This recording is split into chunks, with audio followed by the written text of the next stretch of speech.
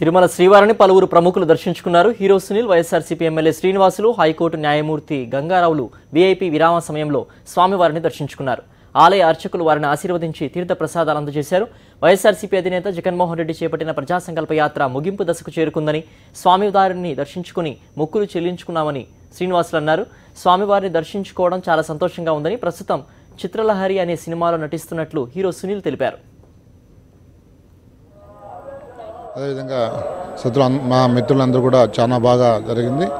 ముఖ్యంగా మా నాయకుడు వైఎస్ఆర్ కాంగ్రెస్ పార్టీ అధ్యక్షుడు మా నాయకుడు జగన్మోహన్ రెడ్డి ప్రజా సంకల్ప యాత్ర పూర్తి చేసుకున్న ఒక 2 రోజులు పూర్తి చేసుకున్న సందర్భంగా దేవుని ఆశీస్సులు ఆయన బాగా ఉండి ఆయన ముఖ్యమంత్రి పీఠమికి ఈ రాష్ట్ర ప్రజలకు కష్టాలు, రైతాంగం, మహిళలకు భద్రత, అనేక అంశాలపైన ఆయన ఎంతో దాదాపు 5 కోట్ల మంది ప్రజలు ఆయన యొక్క ఆశలు పెట్టుకుని దేవుని ఆశీస్సులతో ఖచ్చితంగా దేవుని ఆశీస్సులు ఆయనకున్నాయి. ప్రజల ఆశీస్సులు, మద్దతు ఆయనకుంది. రాష్ట్ర ముఖ్యమంత్రిగా ఖచ్చితంగా కావాలని చెప్పేసి వెంకటేశ్వర మేము కోరుకున్నాం. హ్యాపీ న్యూ ఇయర్ అండి, అండ్ హ్యాపీ సంక్రాంతి కూడా. అంటే